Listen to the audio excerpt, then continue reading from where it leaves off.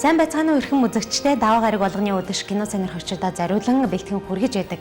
Кино ертөнц нэвтрүүлэг маань ээлжид дугаараа эхлэж байна. Энэ удаа бид та бүхэндээ хүнийг амныхны хөдөлгөөнөөр нь юу гэж хэлж байгааг олж тогтоодог компьютерийн тусгай технологийн тусламжтайгаар дуугүй кинонд дуу оруулж эхэллээ.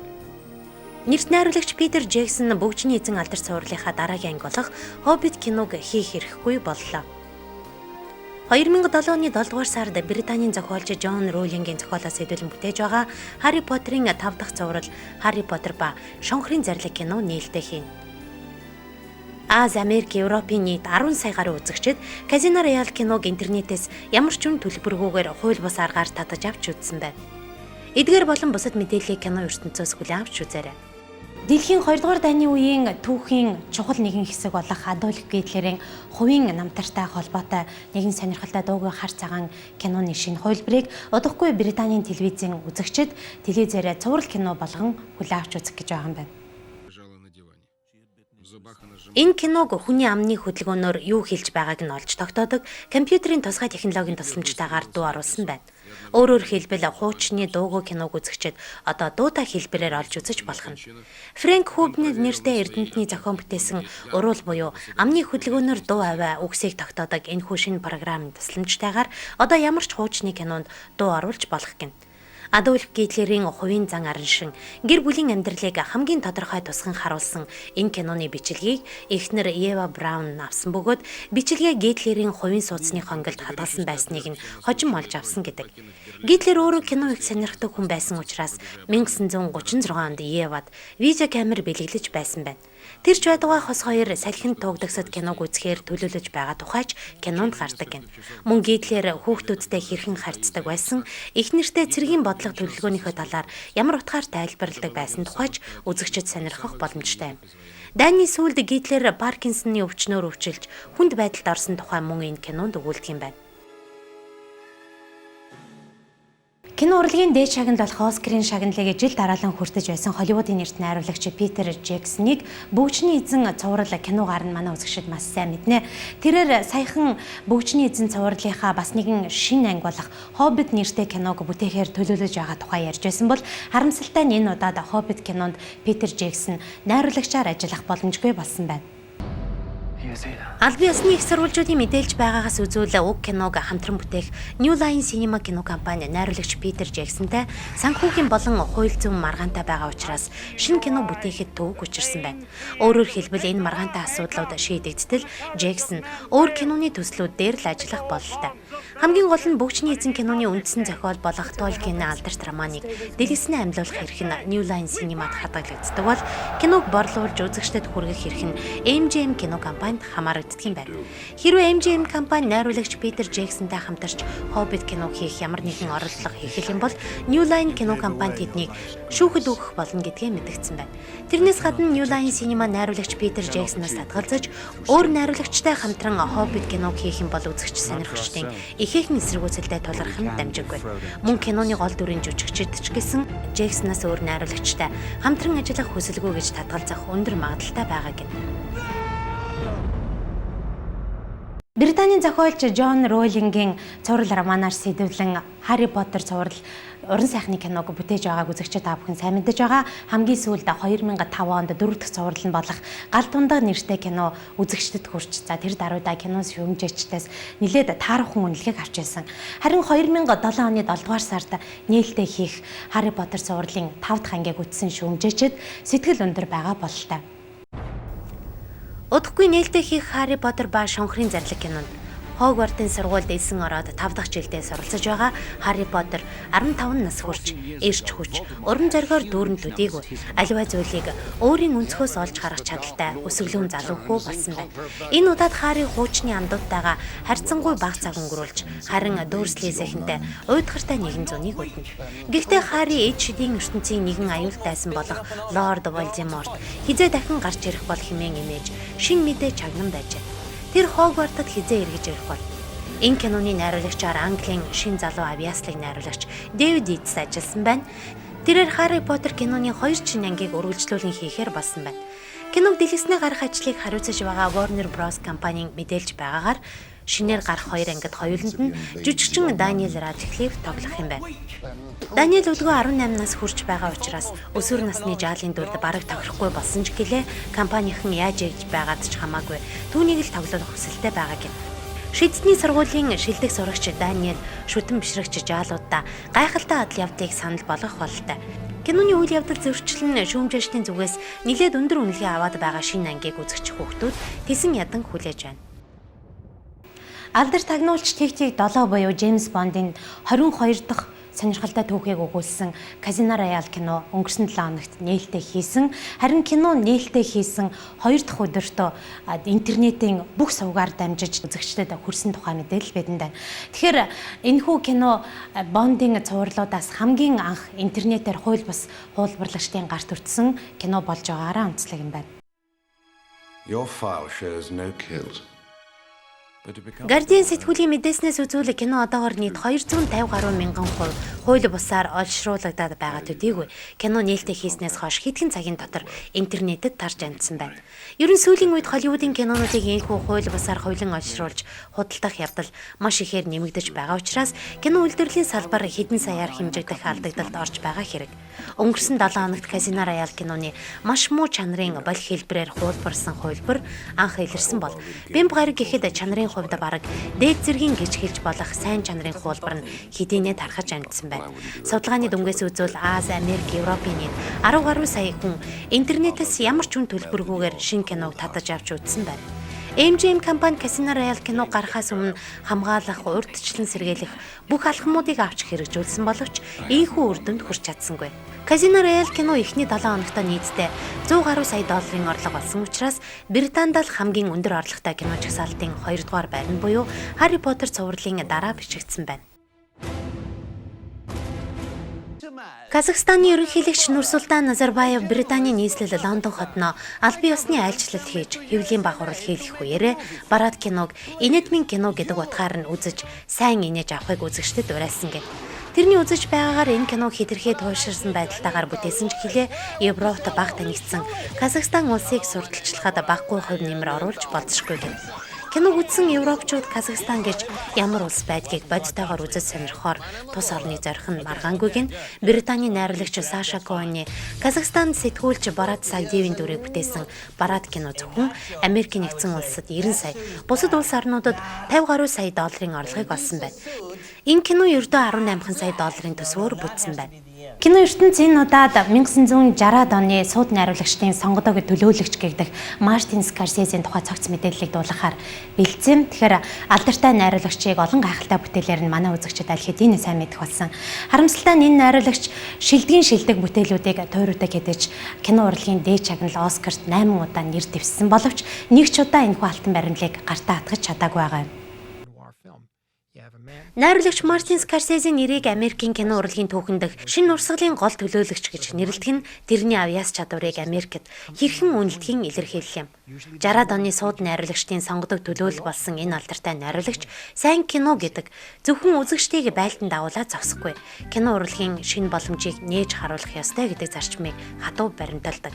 Гэхдээ өөрийн үеийн бусад алдартай найруулагчдаас ялгаатай нь Мартин Скорсезе өнөөдөр орчин үеийн технологийн шийдлийг хуучны сонгодог аргачлалтай хослуулсаар байгаа юм. Бүр 60-ад оны үед Нью-Йоркийн их сургуульд кино найруулагчийн чиглэлээр суралцж байх үедээ Мартин Скорсезе хаалгыг минь хин тогшир нэртэй сонгодог кино хийсэн бөгөөд энэ кино бүтээгдснээсээ хойш 3 жилийн дараа Чикагогийн кино наадмын үеэр нээлттэй хийж байжээ. 1970-ад он гарсаар тэрээр уг киноны үргэлжлэл гэж хэлж болох Харигс гудамж нэртэй кино хийсэн залуу найруулагчийг олон таниулж мэргэжилтнүүдийн анхаарлыг татсан төдийгүй тэрээр баггүй мөнгө олсон гэдэг. Мөн 1974 онд бүтээсэн Алиса энд амьдрахаа болсон нэртэй кинонд Мартин Скорсезегийн сод ухаанд найруулагч болохыг бүрэн утгаар баталж улмаар энэ кино Каннын кино наадамд нэр дэвшиж жүжигчин Эллен Берсэн бүтээсэн дүрээрээ Оскарын наадмаас шагнал хүртэж байсан байна. Харин 1977 онд Скорсезе жүжигчин Роберт Де Ниротой хамтран New York нэртэй бас нэгэн гайхалтай кино бүтээсэн байна. Тэр ч ядгаа тэрээр Роберт Де Нирогийн хүсэлтээр нэрт боксчин Джек Ламоттын түүхээс сэдвэлсэн Галзуу бух нэртэй кино хүртэл хийж байжээ. Энэ кинон тоглохын тулд Де Ниро бүхэл бүтэн 2 жилийн турш боксоор тусгайлан хичээлж байсан гэдэг. Харин үүний дараа алдартай найруулагч жүжигчин хоёр дахин нэг удаагаар нэгдэж Инэдмийн хаан нэртэй арай хөнгөн чанарын нэгэн кино хийсэн байна. Ер нь найруулагч Мартин Скорсезе түүхэн бодит хүмүүсийн амьдрал намтраар кино хийхдээ гарамгай нэгэн гэдгийг үзэгчид маш сайн мэддэг. Зарим хүмүүсийн сайн мэдэхгүй байж болох ч өөрийн үедээ бусдаас онцлог байж ялгарч чадсан түүхэн онцлог хүмүүсийн дүрийг тэрээр дэлгэцнээ мөнхлөх дуртай. Харин 1990 онд Скорсезе алдартай ирчүүд нэртэй адал явдал кино бүтээсэн тэрний гангстер чиглэлдж чамгүй авьяастай болохын тод жишээ болсон юм. Үүнээс хэдэн жилийн дараа Мартин Скорсезе ахиад л хуучны анд Роберт Де Ниротойгоо хамтран Казино хэмээх гайхалтай бүтээлээ туурлсан гэдэг. Найруулагч Стивен Спилберг хүртэл тэр хоёрыг арга бэлэг гэж шоолох болсон байна. Найруулагч Мартин Скорсезегийн олон кинонууд Нью-Йорк хотын өвхөл өвөнмөнтэй амьдралын түүхийг харуулсан байдгаараа тунд сонирхолтой байдаг. 2002 онд дэлгэснээр гарсан Нью-Йоркийн дээрэмчид киноч түүний нэгэн тод жишээ. Харин тэрний сүүл гаргасан дуйланд кинонууд нэг бол мэдээж нисгч кино юм. Америкийн түүхийг дөрөн гарсан хамгийн дуйлантай баячуудын нэг болох Ховард Хьюзийн намтар энэ киноны гол сэдв болсон юм. Энэ кино Оскарын наадмын 11 төрөлд нэр дэвсэн боловч харамсалтай наадмын гол шагналуудыг хүртэж чадаагүй. Энэ үйл явдал олон хүнийг гонсойлгосон лавтай боловч ойрын ирээдүйд найруулагч Мартин Скорсезе гайхалтай кино бүтээлээрээ алдан баримлын эзнэр тодорч лавтай чадна гэдэгт шүтэн бишрэгчд нь итгэлтэй байгаа юм. Мартин Скорсезегийн хамгийн сүүлийн үеийн шилдэг бүтээл бол мэдээж Departed буюу Улиран одогсод кино юм. Энэ кино нээлттэй хийснээс хойш даруй 7 дахь 7 хоногт ашиг орлоготой кино жигсаалтанд бичигдэж чамгүй их орлогыг олоод байна. Хэдийгээр Мартин Скорсезегийн бүтээл бүр чанартай болдог боловч ашиг орлого олохын хувьд тийм ч амжилт олдоггүй юм. Энэ жил 64 нас хүрч байгаа алдартай найруулагч Мартин Скорсезе улам сонирхолтой, улам шилдэг бүтээл туурах эрч хүчээр дүүрэн байна. За харин одоо өнгөрсөн 7 хоногт нээлттэй хийсэн хэдий ч ашиг орлоготой 10 киноны жагсаалтанд бичигдэж чадаагүй сонирхолтой кинонуудыг төвөрлөн үзэгч та бүхэндээ танилцуулах гэж байна. Бидний танилцуулах эхний кино бол энэ жилийн туршид олон оронд зохиогддог олон улсын чанартай кино наадмуудаас шүүмжичдээс нь өндөр үнэлгээ авч байсан. За тэр дундаа 56 дахь удаагийн Канн олон улсын кино наадмаас шинэ залуу найруулагчид олгодог мөнгөн баавган шагналыг хүртсэн Саван кино юм а. Саван 32 настай Шарлот бүсгүйд амьдралын бүх сайхан боломжууд нээлттэй байдаг боловч тэрээр тэднийг ашиглах хүсэлгүй нэгэн. Найз залуугасаа сасны дараа Шарлот шинэ баринд нүүж ортол Вероника нэртэй хүйсээ солиулсан эмэгтэйн хөрш болж хувирна. Вероника үдшийг нохоотойгоо хамт телевизийн олон ангид кино үзэж өнгөрүүлэх дуртай бол Шарлот өдөр бүр шахуу өөр залуу гэртээ авчирч зугаацна. Гэвч энэ бүхэн яваанда хоёр хүний хоорондын гайхалтай дурлалын түүхийг бий болгоно.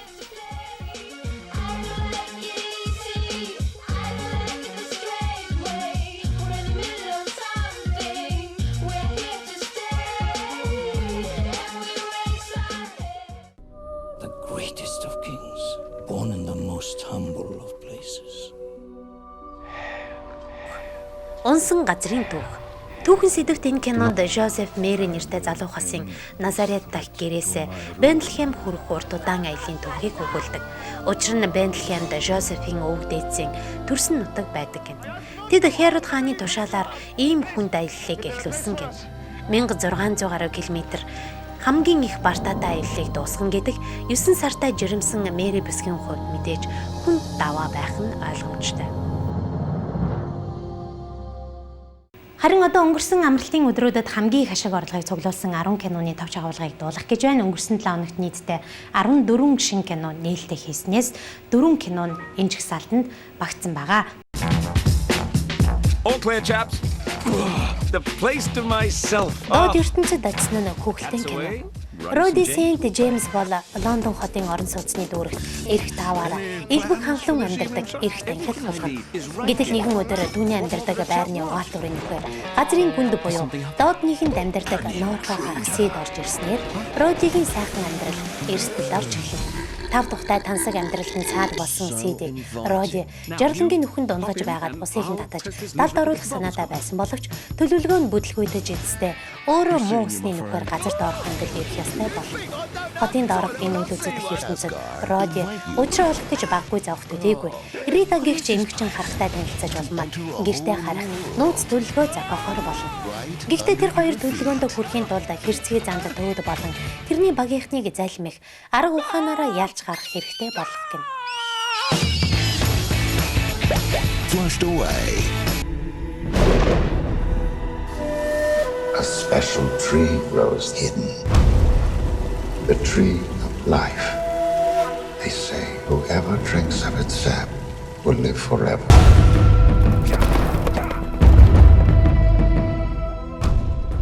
Найруулагч Дэрин Аронофскийн уран зөгнөлт шин бүтээл Мөнхийн ус киноны гол дүрүүдэд Хью Джекман, Рэйчел Вайс нар тоглосон байна. To find the elixir of immortality.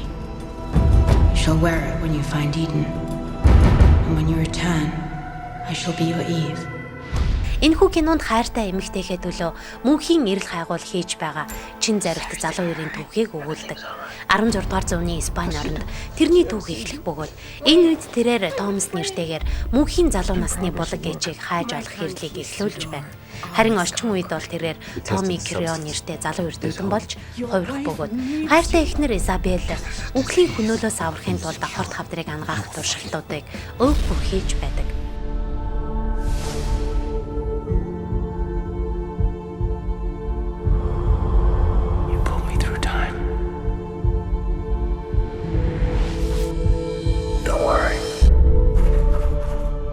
Харин ирээдүйд буюу 26 дугаар зуунд Том сансрын уудамд эрлээ өргөлжлүүлж байна. Гэвч 3 өөр үеийн 3 Томс хайр дурлал, аз жаргал, амьдралын тэмцлийг мөгжүүлсэн гэдэг утгаараа нэгдэж чадна. I'm not afraid anymore, Tommy.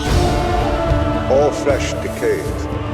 Death turns all to ash. And thus, death frees every soul.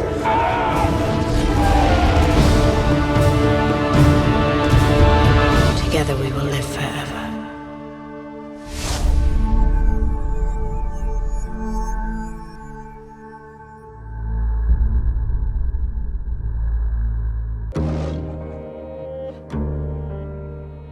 Now, when I was a young doorman here, I greeted everyone.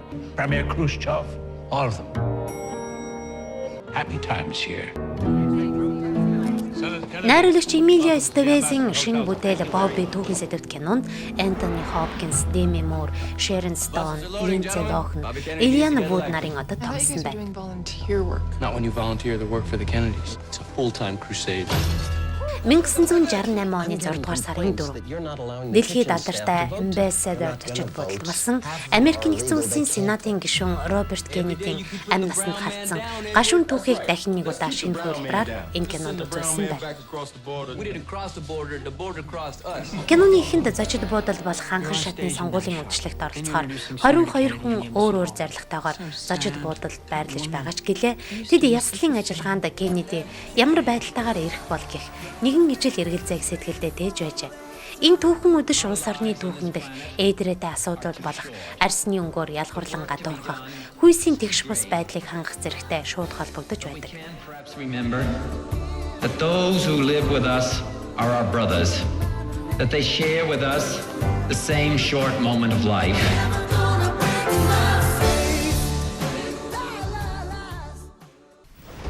Метрашгүй дэ хувь заяаны түүх хөгжимд нийтмийн кино. 10 настай хэдий ч рок хөгжмийг туйлаас их сонирхдаг JB хүүгийн гэр бүлийнхэн хуучинсаг үзэлтэй учраас тэрний зохиосон хэтэрхий ил тод үгтэй Какапо нэртэй дуу сонсоод уурлан бухимдаж улмаар JB-гийн рок хөгжмийн хэрэгслүүдийг бүгдийг нь нэвтэж хайдаг. JB яхаа мэдхэ болж дотны найзд яогоосоо зөвлөгөө авах бөгөөд улмаар тэрний зөвлөгөө ёсоор юу ч ойлгодоггүй хуучинсаг гэрээхнээсээ салж Холливуудад очиж авиасаа хөгжүүлэхээр шийддэг. Ингэж явхдаа жаалхуу KG нэртэй хөгжимчин нэрийн рок н рол тоглолтыг самсргүй орцсонсоод маш ихээр бишрэн баярлаж тэрний хамтлагт элсэн орохыг хүсдэг. JB-гийн хувьд KG-тэй нэгдэн гэдэг амьдралд ховорхон тохиох гайхалтай боломж мэт санагдаж байсан бол KG-гийн хувьд JB ичмээр бяцхан жаалгүй мэт санагдаж байжээ. Гэхдээ тэд Аалын баарн зохиогдох нээлттэй микрофон рок хөгжмийн наадам төрүүлэх цорын ганц зарилгыг өмнөө тавьж ажилладаг. Эхний орлого нь бүтлгүүлсний дараа тэд нэгэн гайхалтай шин зүйлийг олж нэв. Тэдний олж анзаарснаар супер рок хамтлагууд тэмцээн төрүүлэх үедээ нэг л төрлийн хэлбэртэй гитар ашигладаг байжээ. Хөгжилтэй найзууд яг тийм азийн гитар худалдаж авахар хичээл хэдийч энэ бүхэн инээдтэй адал явдлын эхлэл болдог. I'd go. Бород буюу Сүр хүчит Казахстан орны төлөө Америкчуудад соёлын хичээл заасан инээлмийн кино. Сэтгүүлч Бород Сагдиев сонирхолтой баримтат кино хийхин тулд төрөлх Казахстан орноос гарч Америк нэгдсэн улсыг зардаг. Ингээд Америк даяар аялан явахдаа бараад амьдралын бодит үйл явдлуудтай тулгараа зогсохгүй Америкчуудын талаар өөрийн гих үзэл бодлыг бий болгох гэж хичээ. Түүний бусдаас өөрмөц гаж бурууч гэмээр үзэл жирийн Америкчуудад маш хачирхалтай заримдаа бүр игдүүцмэр сэтгэлийг төрүүлж байлаа. Зарим хүмүүс арьсны үзэл хүйсийн тэгш байдлын талд түүнтэй бүрэн санал нэгдэх бол зарим тохиолдолд хүмүүс түүнд барууны соёлыг сурталчилсан хичээл заах гэж хичээх болно. This holiday season, the most powerful clause of all Санта Клаус 3 аврагдсан нь инээдмийн кино. will be triggered. Зөв сарын баяр айлчлан ирж Скот Калвин хойд туйл болон өвлийн өвгний хүмүүст бэлгэлдэг аз жаргалыг хамгаалахын төлөө дахин нэг удаа азаа сарна. Учир нь өөдгүй Жак Фрост шинээр төрөх өвлийн өвгний баярыг булааж авах төлөвлөгөө зохиогоод байгаа юм. Хойд туйлын байршлыг хүмүүс тэр бүр зааж өгөөд байх эрхгүй ш гэлээ. Скот аргагүй ирэхэд хадмуудыгаа зул сарын баярын дайлахад урина. Энэ үдшилэг цэнгүүнд Скотийн хүү Чарли, салсан эхнэр Лаура Миллер, түүний нөхөр Нейл Миллер, тэдний охин Люси одоо ч үлийн толгойлогч Куртиснаар ирсэн байна. Тэд хойд туйлыг иргэшээлдээ оруулах Жак Фростын төлөвөг дэмжиж байгаа нь хамгийн аюултай байлаа. The escape clause. In the peaceful town of Cloverdale, Dr. Stephen Finch was Mr. Christmas. This is a busy time of year, so we have to have a game plan. All must-sing caroling requests to be submitted in writing. Until the competition. Холливуудын алдарч инээдмийн жүжигчин Дэни Девитогийн шинэ бүтээл гэрээ чимэглэлийн инээдмийн кино. Babies, can I live here? Daddy, come look. You can see every house in the country from space. Where's our house? You can't see our house. Just hoping that one day I'd do something big. Buddy. Around here, I'm the Christmas guy. I don't think so. Шартай хуршууд гэр бүлийн жирийн амьдрал, зул сарын баярын бэлтгэл ажлын тухай энэхүү хөгжилтэй инээдмийн кинонд өгүүлдэг юм.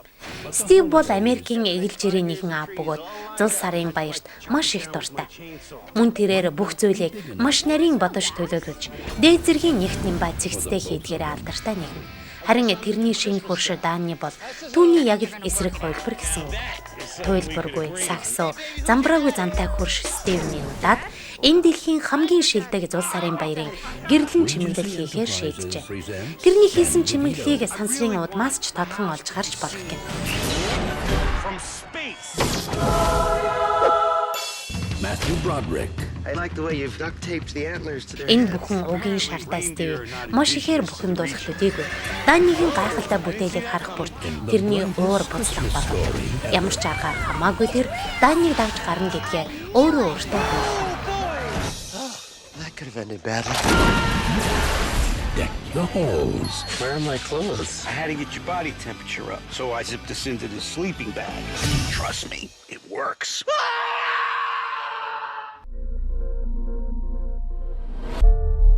It's a phenomenon known as déjà vu.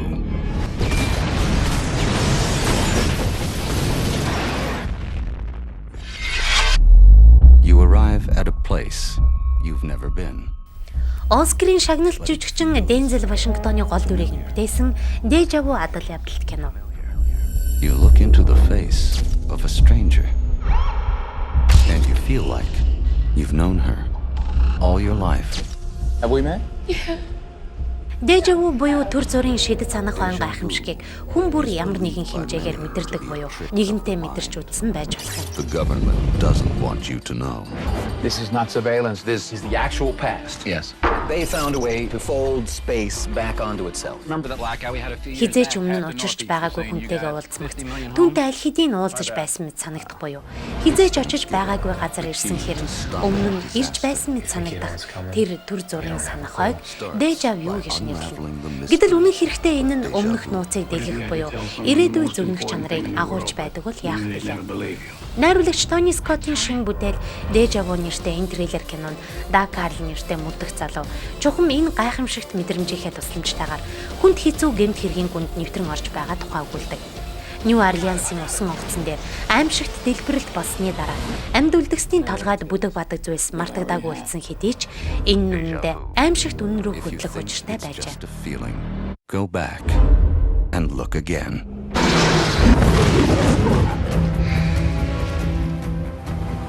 The man was Le Chiffre, private banker to the world's terrorists, which would explain how he could set up a high-stakes... 1967 онд дэлгэснээр гарч байсан алдарт мөрдөгч Тэг-Тэг 7-гийн анхны түүх болох Казино Рояль киноны орчин үеийн хуулбар Казино Рояль кино жигсаалтын 2 дугаар тарсан байна.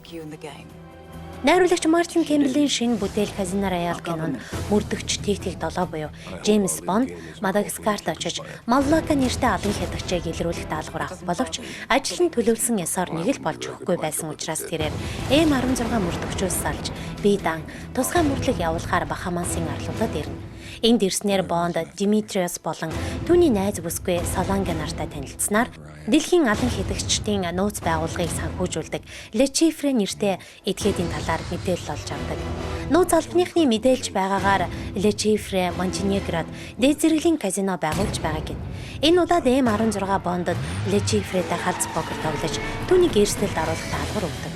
Хэрвээ Le Chiffre бооцоогоо алдах юм бол тэрний алан хятагчдыг санхүүжүүлэх төлөвлөгөө нуран унах нь мэдээж.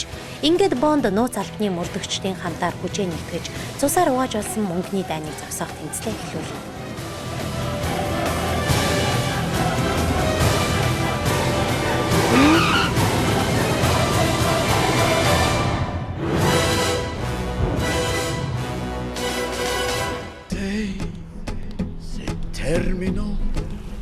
Хөгжилтэй хөл хөгжимд инэдмийн хүүхэлдэйн кино энэ 7 хоногийг дахин тэргүүлж байна.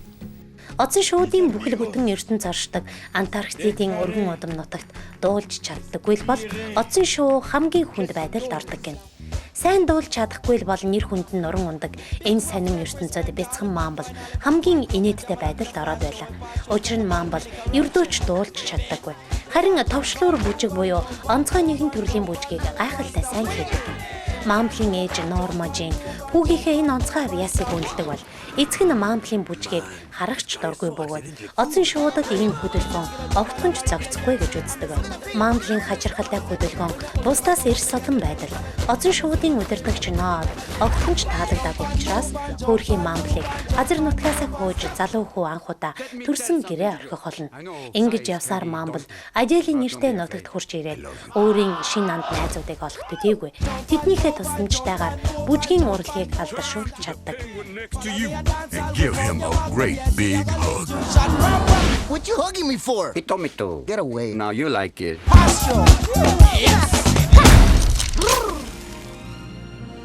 Кино ертөнцийн шин сонирхолтой мэдээллүүдээс таймлан дуулгаж байдаг манай нэвтрүүлгийн энэ удаагийн дугаар өндөрлөж байна. Бидэнтэй хамт тавьсан үзэгчдэд маш их баярлалаа.